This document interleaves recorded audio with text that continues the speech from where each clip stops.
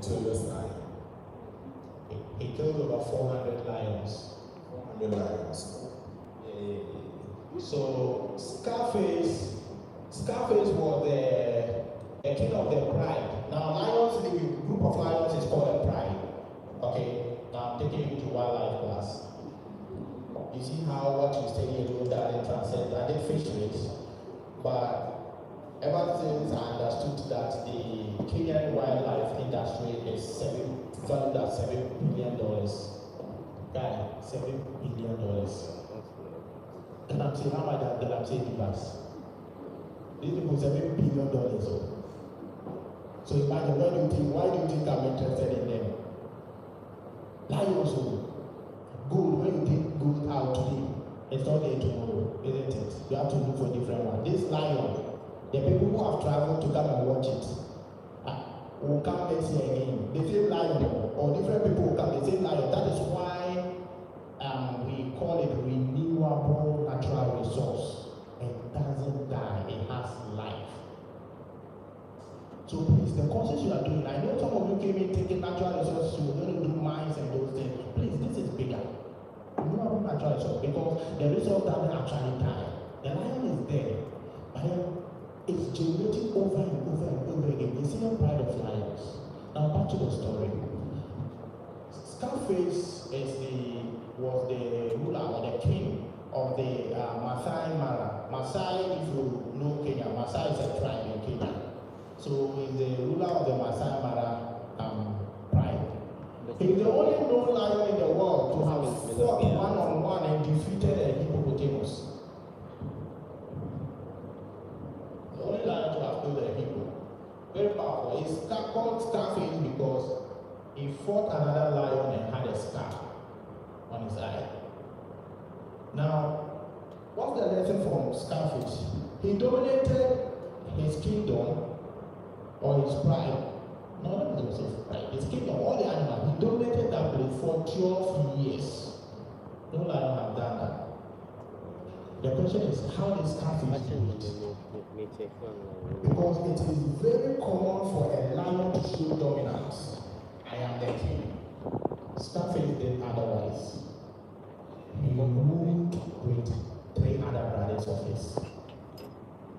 Very unlikely of lions. I think one is called Hunter, the other guy is called Sikio, the third guy is called maybe Murano or Murani.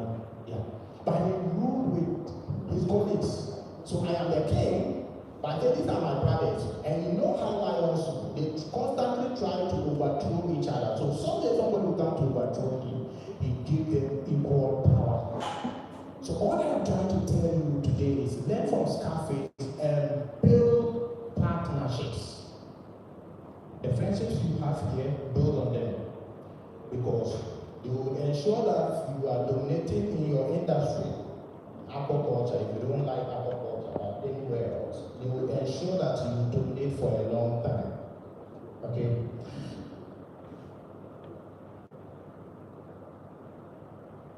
Now, there's a quote I would like to leave you with.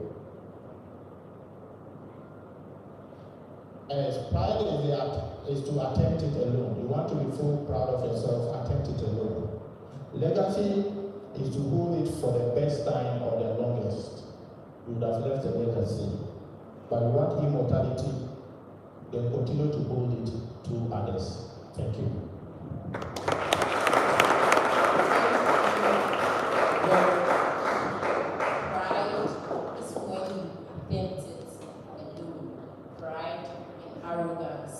Any questions for him?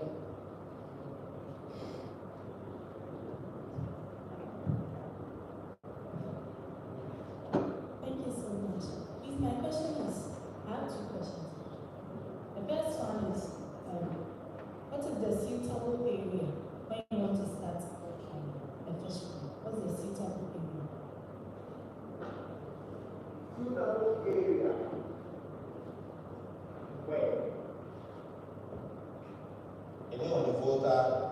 Is it in the Ashanti region? Is it in Africa? Is it where? Do you have an answer? Where do you want to start? You are asking which is the suitable area. Because suitable is relative. It can be suitable in Ashanti region or suitable in Volta. Now, if you are talking of the Volta,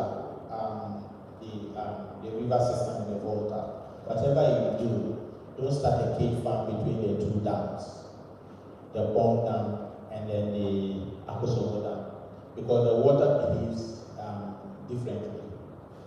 Sometimes there's a laminar flow, at the other time, what's the opposite of laminar? Those who did limnology.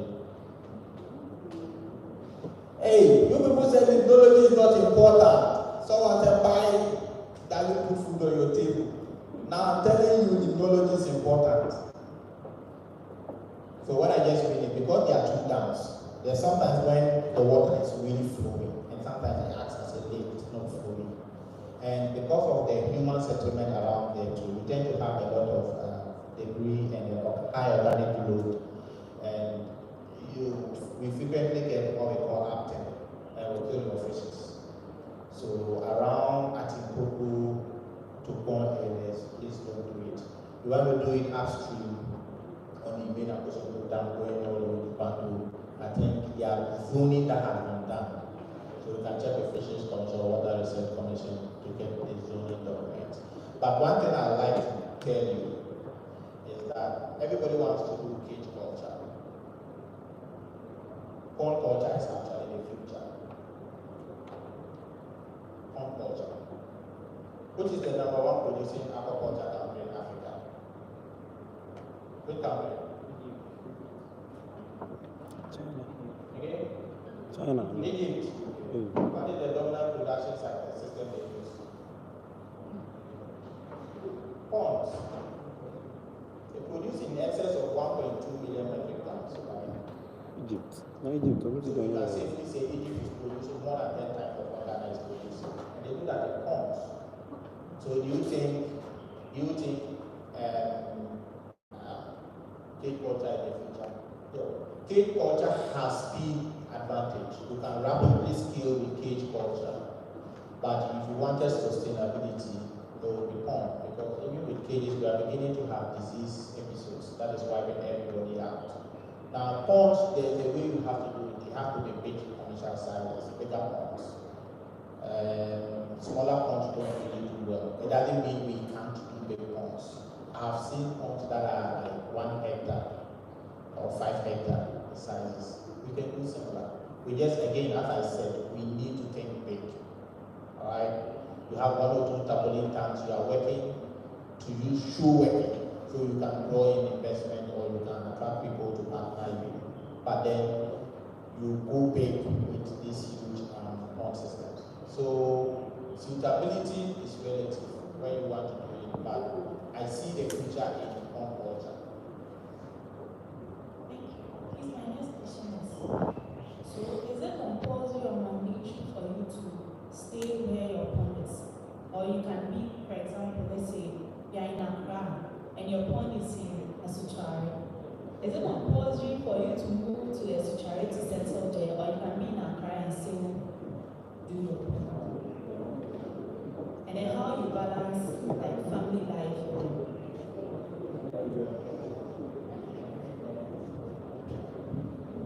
Compulsory. Do you want to leave your fish there so that you come the next day and somebody has actually come to steal everything? Would you be happy? What happened to your money? You can work around with your family. John's family lives somewhere and he lives where his farm is. So you can work around it. But it's compulsory, they are supposed to where your farm. The Bible says that the hearts of a man is where his property is, right? And you want to leave your farm, or you trust your employees that much. You trust them. So for me, all I have in this world is in that water. Where do you think I will? Now, as you go, there are systems you build. if you build a very good system, it's able to ease you some pressure. So, for instance, you get in, you are so zealous, you want to do everything by yourself. Nobody else is learning what you are doing. The day you are sick or you are not there. So, my first 3 years of working for PBA, I probably was working 7 days a week. I would only go home Wednesday night, do laundry, and the next morning I'm back. Now I have family, I don't do much of that. But that is because I have built people, okay, to help look at. But the truth is, as the leader said, we do not encourage absentee farming. You want to be there, don't start. You want to be there. Look, even as you are there, the people are trying to get to you. And sometimes it is not even theft alone. So, you saw me walk out to make a call. I was speaking with my farm manager, and he just realized that for about a week or two, he went out to look at the cages, and the feed that we are underfeeding a certain cage. Because what we give them in 20 minutes, they finish it. And it's like, why didn't anybody say anything? And they are like, oh, we don't want to burden us with feed costs. I like that burden. I like it because the more I am producing, I am expanding. You understand? But there are all sorts of things. So there is a reason why you ought to be there, so you can correct a few things. Alright? And this leads to one of the points I would have wanted to make. We usually say there is no job. That is true on the brother side.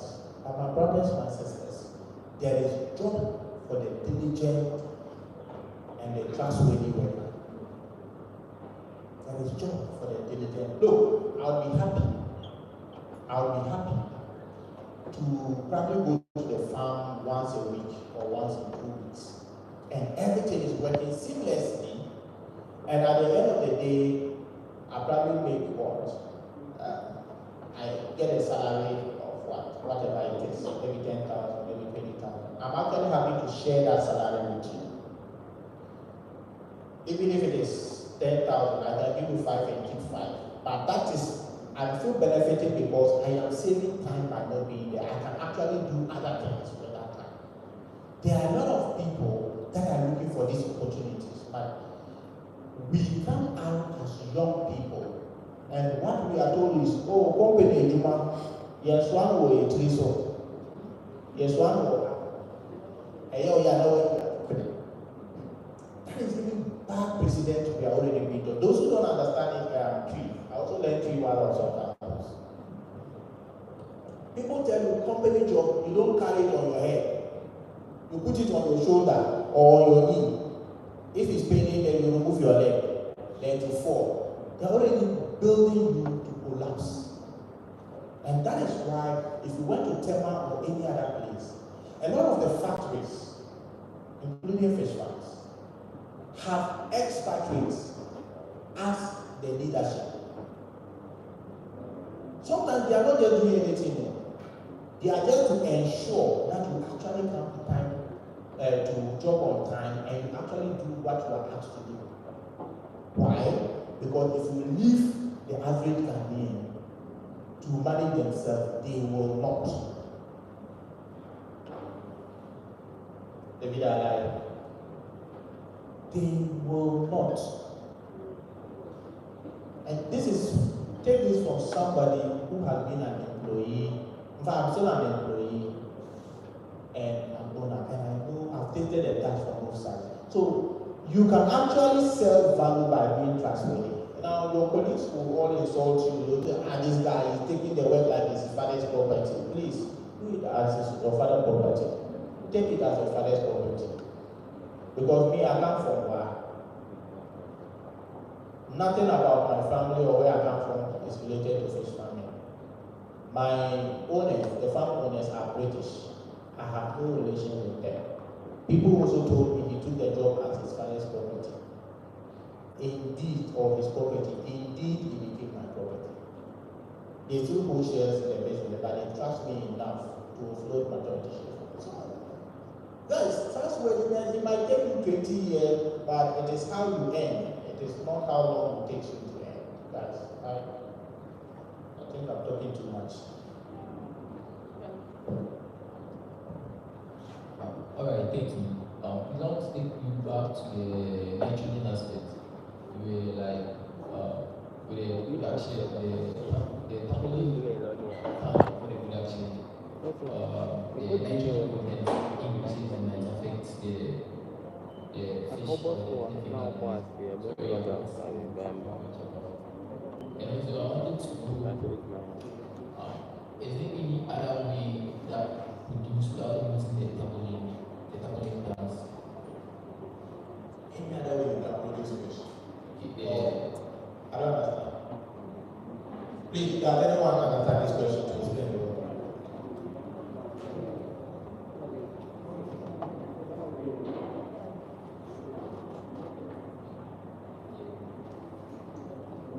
Okay, so you were asking because I said the pH increases in carbon tanks. Yes. So carbon liner ponds, AGP liners actually work the same way. Why is it higher? It's just because there is no soil. You know, soil will absorb the nutrients. So if you had ammonia, the soil does its own chemistry and absorb the nutrient for your water. So you can actually have fish in the ponds, school pond for a long time, but they are not dying because their soil chemistry is helping to balance that, or your pH is not shooting up too much. Now what happens is, because it's lined, there's no direct interface with soil, so it's not extracting your nitrogen. Now, when the nitrogen is there, it's basically fertilizer. Now that fertilizer produces algae or phytoplankton, green, isn't it? Now what that green does, it produces oxygen, but at night, what does it do? It consumes the oxygen and it produces what? Carbon dioxide. Carbon dioxide basically increases the acidity, that's carbonic acid. So once it does that at night, it makes your water acidic. Then, and I told you acid is less toxic to ammonia. But in the daytime, because the oxygen is actually more, it's higher, and if you are in soft water, they easily grow. That carbonic acid all gets consumed. It gets consumed, your water becomes basic or alkaline. Once your water becomes alkaline, it means your pH is what? Above 7 or above 8. I've seen in some tapolintans, pH has actually, I know this is boring to you, pH has actually gotten up to 8.5. Now what happens when pH is that high is that it's the same nitrogen or ammonium nitrogen in there, but the free ammonia has become so much that it actually begins to burn the fish and makes it uncomfortable. Do you understand? So it's just like we are 2000 in this LT, we are fine if the air conditioning is on. But as soon as air conditioning goes off, then we start feeling uncomfortable. That is what happens. And because it begins to burn, you have all these sores on your catfishes and those things. So that is how come you need to change water, and you set up tapolintans for people, and they're like, you didn't tell me I had to change water this much. That's because with tapolintan, that's the only way you can flush out that huge ammonia buildup. Alright. Did that make sense or I confused you more? It's alright. Thank you. Because I wanted to know on the average. I want to know on the average how much will it cost to venture into the production. A lot of money. Not a lot of money. Depends. Between 2021 and now, when I took ownership of my farm, I don't remember how much I've put in, but probably over 200,000, and I'm here to get one CD out of it. It's a lot of money. It also depends on which side of the value chain you want to play. Me, I want to tango with the big boys. I'm doing bigger cages and those things. I'm going big, so it's annoying. But you could actually start from hatchery level. It doesn't take much. I'm sure probably But then again, in strategy, there's something we call entry barrier. The lower the entry barrier means higher competition. Everybody will enter. So if you enter into fingerling production and you start making a lot of money, rest assured that half of your classmates will all join you, because it only costs maybe 20,000 to start. Alright. But if the entry barrier is higher, then you have less competition. I mean, this is strategic class. That's what it is. That's how comes agriculture is dominated by experts. Because it's not cheap. Those who can afford it, the civil servants, they probably have the money a bit of the money to start, but they don't have the time to be there because he has a day job in Accra or Kumasi. So he's not there because of that.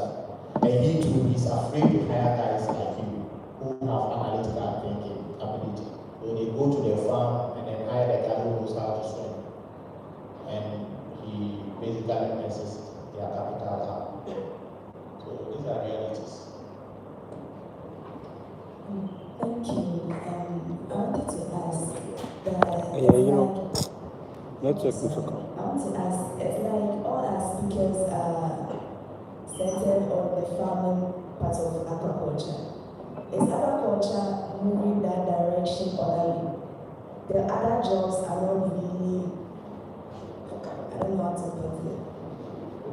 Will you take the farming over maybe engineering, water engineering and stuff? Because I know there's a course.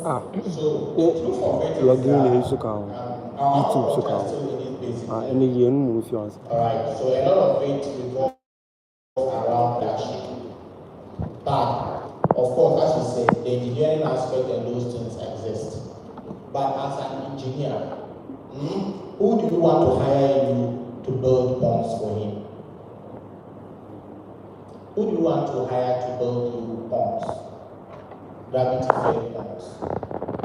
Who will hire you? Is it the government or the farmer? Again? You understand? So there is what we call the core nucleus, which is around the farmer. Now, I think Frank mentioned it. Marketing is a very important thing. You guys are going to sit here and then people from agribusiness or business school, KSB will come and start doing agriculture marketing, and you'll be here saying there are no jobs. Marketing is one aspect you can do. Helping to sell fish, helping to move fish to the most remote areas. Alright. These are all opportunities, but it has to revolve around the farmer. So the farmer has to first of all be successful in order to move. They are the most vulnerable in the value chain. So that's why Wish works with a lot of farmers, trying to build capacity for farming, because they are the most vulnerable. If the farmer is successful, the feed guy will produce more feed, he will sell more feed, isn't it? If the farmer is successful, if I'm making more money, I can actually hire you instead of building ponds myself. I don't have that time to do it. Or maybe you have a better design. I can actually hire you to build me ponds. But there are cases where people have been brought in to help start up farms. They call it turnkey operations. They come and build a whole farm in a house like this, perfect farm, and they do it the wrong way. These opportunities don't happen again because the farmer did not make money from what you built for him. So the farmer is the nucleus, and he has to first of all be a lot more profitable. All the other players in the value chain benefits. Okay, another question. Along what you were saying, what you were saying, answering my question right now, I wanted to ask that. Your company employs marketing, those with marketing degrees and engineering. So I'm asking if, as an agriculture student, I do, let's say, water engineering, will you pick, in your opinion, will you pick me or you pick someone who has a degree in marketing or engineering? So, fun fact about myself. I don't know what my certificate looks like. I've actually never seen my undergraduate certificate because on graduation day, or the day I was doing interview to go for a job. Alright? And most people do not hire people because of their degree or their certificate. What you hire people is what value can you give me? There is one of our guys here, Raymond Ajay, is an old student. You know him? Ray is a welder now. He did either aquaculture or fisheries, one of them. He interned with me around 2017. Ray is a welder now. In fact, he teaches welding at DTI. It's a welding school, a design school in Tema. Alright? What is his certificate? Fisheries or aquaculture. Did they say based on that they won't hire him? No. I will hire an engineer provided the engineer brings value to me. So he doesn't come and say, this is not engineering, I won't touch it. You understand? But if my engineer goes out, he's watching how the fishes feed, comes out with a solution that even me, I didn't think about. It costs me labor cost, it costs me feeding cost. God, the guy has paid for himself. He's paying his own salary. You understand the thinking of employees? That's how it works. So being an engineer, if you wear the engineer on your face, that is where you have a problem. That's where you have a problem. But when you go out and you actually do, so I standing here, I'm a mechanic, I'm a welder, I'm a diver, I'm a whatever. Because I go out on the farm and you see that these skills I needed, they are not there. I need a mechanic. Our farm is an hour away from our person. You need a mechanic to come out and fix a farm. He looks at going and coming, he's lost his whole day, he won't come. So I have to know how to fix the very basic things. Now if I tell myself that I'm a fisheries guy, I'm not going to learn these skills, I am not valuable to PEA. So then again, it is what value you bring to your business. Do you understand? We don't have a marketer yet.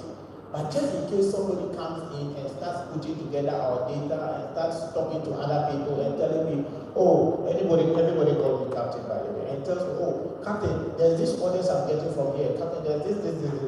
You think I will believe you? Let's say for every harvest cycle, you alone, you are bringing me 400 kilos of fish. Demand. You are bringing me 400 kilos of fish. You are not a marketer. You think I'll ask you to do after internship that you don't have fisheries?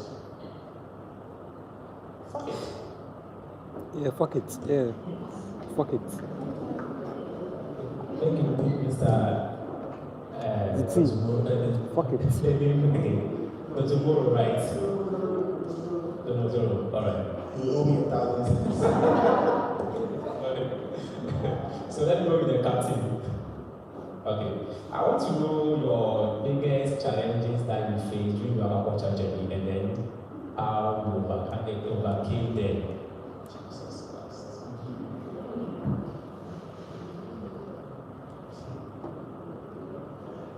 Guys, it looks like the panel discussion has started already. Everybody had like 2 or 3 questions. Only me, you are bombarding me with a lot of questions. Well, when I first went out to industry, the problem was disease. Alright? So, my expertise is in fish health. I would say I'm probably one of the first guys to start doing anything meaningful in fish health in Ghana. Because that was the main challenges we were having. Then we got to the point where I think we've got sufficient capacity with fish health. The problem became market. Because when aquaculture was booming in early 2012, 2015, sometimes you are not even done producing, and then the women are already giving you their money to buy. They are outside fighting themselves to come and buy your fish. Market wasn't a problem. Now, every civil servant that had a bit of money from Professor Knowles did single spine. You know, single spine pay people a lot of money. Then a lot of them put it into aquaculture. There was too much production. We're all chasing the exact same market movement. Market crash, prices crash. The market was another thing. Alright. In solving the market problem, I realized that, and the leader mentioned about price fixing. It's actually illegal to do price fixing. So you realize that how can you solve that problem of price fixing without illegality? Then I realized the answer has to be teaching the farmer to price appropriately. Because even me, John, standing there at the time, if I wanted to sell my fish, I would call her. Oh, how much did you sell for? She would tell me 15 cedis a kilo. How much did you sell? Oh, 16. Then I'll use that to determine the price. Whether I'm making money or not, I just go by that price. So I realized that farmers did not understand how to price appropriately. I had to go into that, solving that challenge. And in doing that, I've realized we don't really know how to cost our production appropriately and those things. So today I'm almost a finance guy.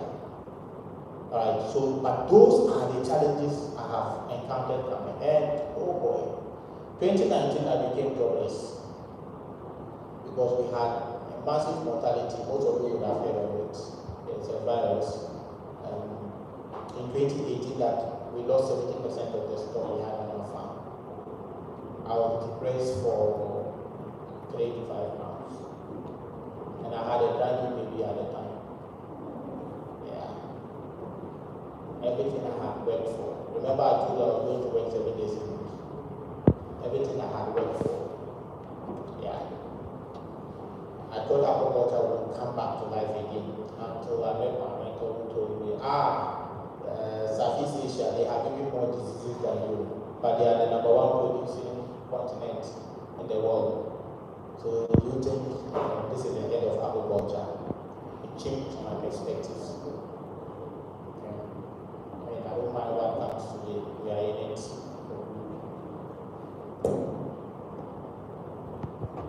When it comes regarding the pond system, do you choose like when building one, you choose it building close to a river or somewhere around the middle of the town, and we are feeding regarding big size pond. How is the feeding? This is a way of construction training you are asking for in 5 minutes. This is training we do in 2 weeks. But there are several things that need to be taken into consideration when siting your farm. One, you don't want to spend too much energy in pumping your water to your pond, right? Two, you don't also want it to be in the middle of somewhere. Convenience. Again, we say what is convenient for you is not convenient for the fish. So it's convenient to have your fish pond right next behind a prison.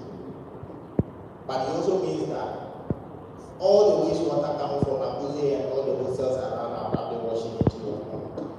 So it's not convenient for your fish. So you have to look at all of that to choose where you want to do. Plus, the price of the land. Can you buy land, prime land around Kenya and still use it for fish farming? No. So many things go into consideration. Okay, thank you very much. Please give me a round of also, let's have ourselves. We have the program has been very interesting and very fun. I can tell we don't want to leave there. We have a lot of questions to ask. There was supposed to be a panel discussion session, but looking at the time and the questions that we have already asked, we will skip that. But I would like to add. Yes, I'm coming to that. I have a lot of questions for the leader. So in the forum, we are doing a panel discussion now because they've already asked some of the questions.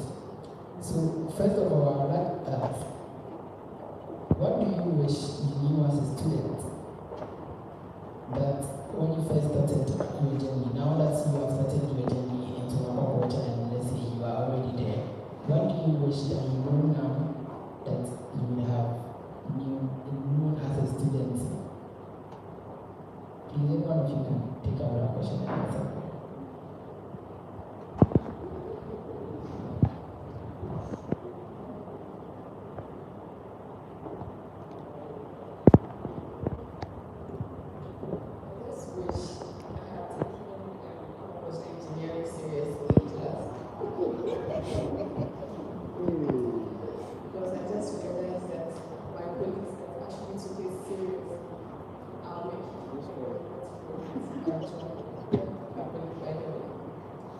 remote sensing. Remote sensing. GIS. I guess we should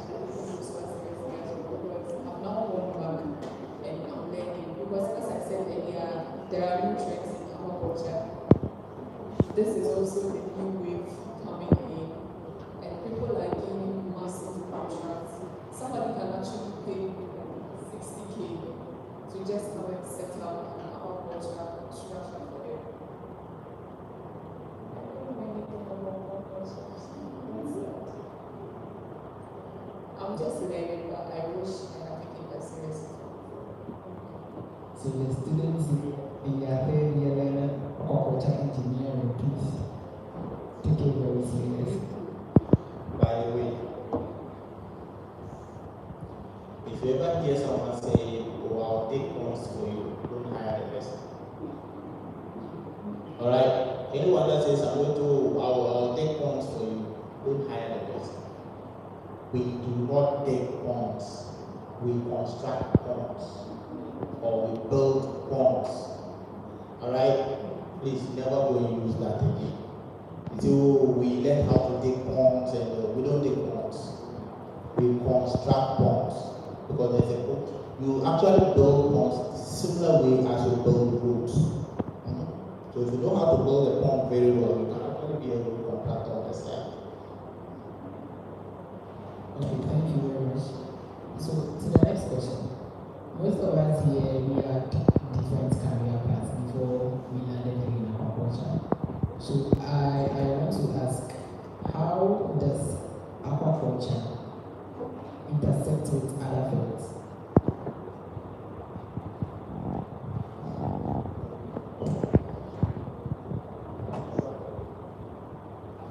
Like engineering, for example, or let's say in the medical field.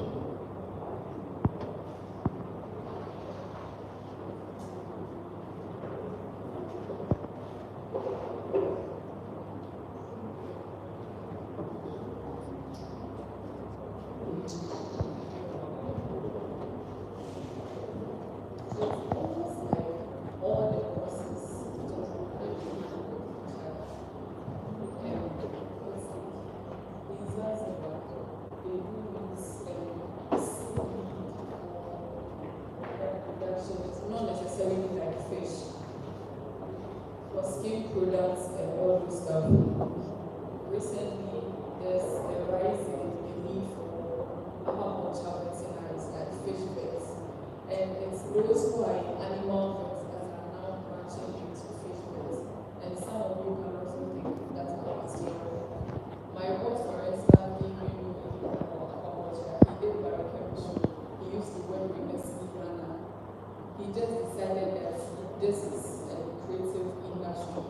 He learned something about it and he's here employing those within aquaculture. So I think you just carry it. It's just your choice and So if I understand now, if I wanted to be a medical doctor and I'm in this field, there is still hope for me. I can use fish tissues to help humans, or probably I can be a fish doctor. Let me add this. Did you guys get this phrase? I think it was GOB who used to teach it. Resources are not, they become. The stars. Did you do that? That is a very important question. Resources are not, they become. How did diamonds become diamonds? Diamonds were tools for catapults. Those slave trade time, the white man is coming to attack you. You know diamonds are very sharp in their raw form. So you put it in your catapult, that tip rolling it in. And when you say, "Hey, this is good," and you pick it and put it in his pocket. Today we are killing each other for diamonds, isn't it? Resources are not, they become. Fish skins, we are probably throwing it away, as he said. They are being drafted to grow all those people doing like research and those things. Or if you have pens, fish tissues, and who knows? Somebody will wake up tomorrow and say fish liver is something. Charlie, if you will supply the whole world. So Charlie, the opportunities they are endless.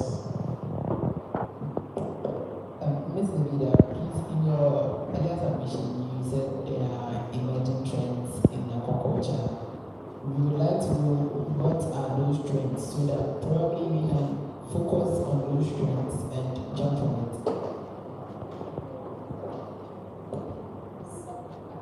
They're going to improve us to our nitrogen is rising in stability, needed explanations and more. Some of these emerging trends are stability that people are using as backyard fish farming. People in Kaswa are recently diving into the use of stability RAS systems. And the lady asked what are some of the suitable factors to consider before you set up a farm. Sometimes you might not have the farm or the land to construct homes, right? But then you can do something like the RAS. You can have tanks.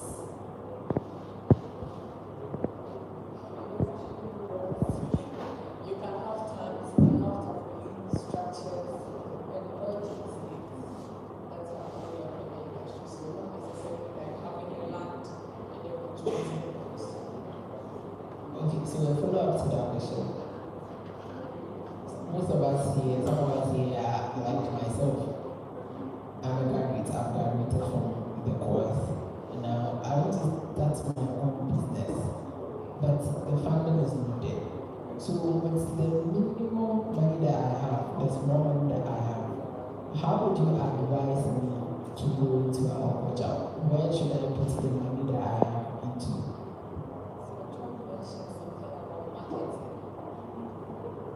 The fact that you are not agriculture doesn't mean that automatically you should grow fish. It's not by force to grow fish. But then there are supply chains that you can dive into. Post-harvest is one of them. It's fetching people lots of money. Consultation is one of them. And training sessions is one of them. What Frank is even doing is another aspect. So it's not compulsory that you use your capital to buy fingerlings and start growing. Okay, you buy the fingerlings and start growing, have you thought of feed? Along the way, your fish will not grow because you are not feeding them.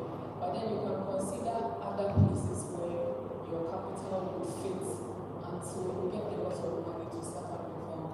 Or you guys can also research on institutions that fund some of these projects. So in 2020, during the COVID time, I was just and I found Millennium Oceans. You write a proposal, so they are basically involved in SDG Goal 40, that's the life below water. So you submit a proposal to them that entails something with life below water, how it will help. And they help you with $10,000. I think that would be a lot of money to help you start up something for yourself. So enough of the TikToks. I know TikTok is fun, but please use the Wi-Fi for something meaningful. During your leisure time, you can do what the TikToks is done. Search for fundings, search for giving on companies. There are these institutions that help people with their projects and all. Actually help you with that. You can find sensible friends. You come together, you put a proposal together, and you find funding for it. Thank you very much. My last question goes to both of you. We just want an advice to our students in the agriculture industry. Please, one advice from Mr. Adomozo and one advice from Mr. Okay, sure.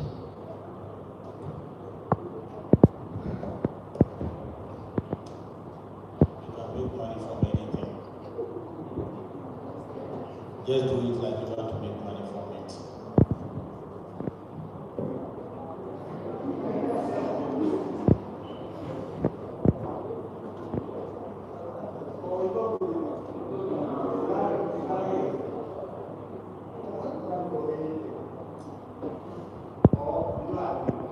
Yeah, I agree.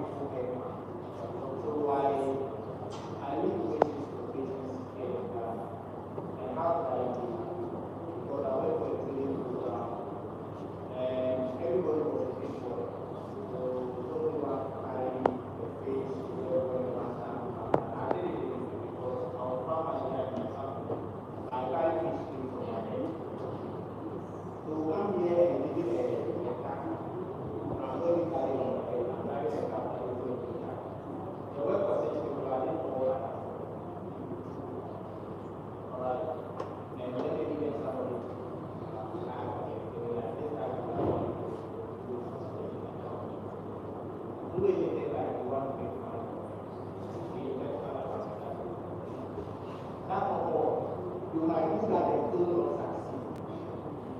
It doesn't mean it's a bad idea. This means the highest thing is what you want to do.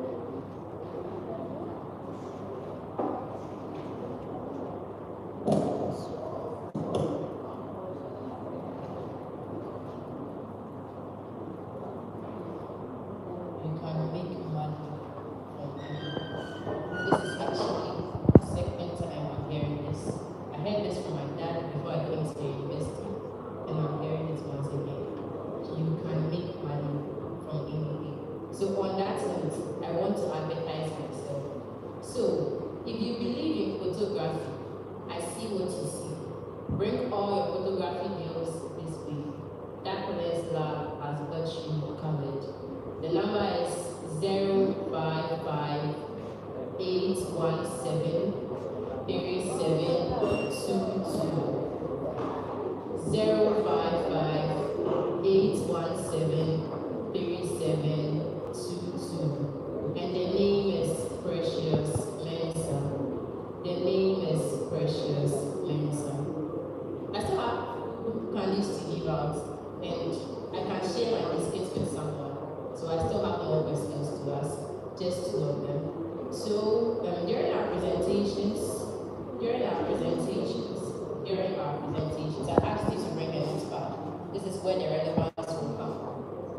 So we had something like IDMC Ghana. IDMC Ghana.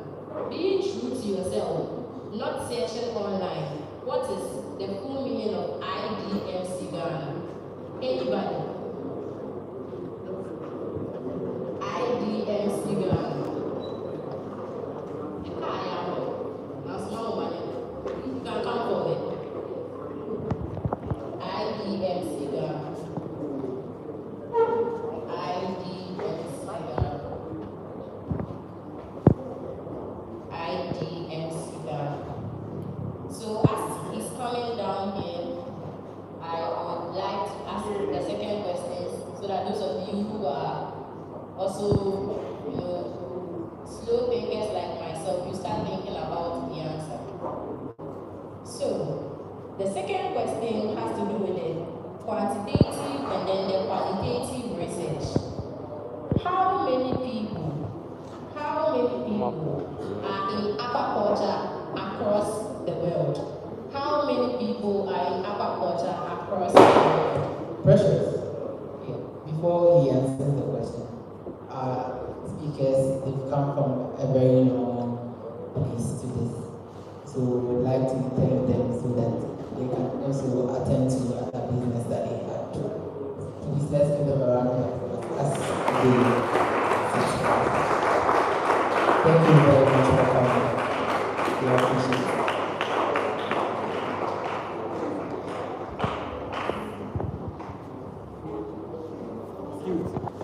Yes, please, and after here we are on to you can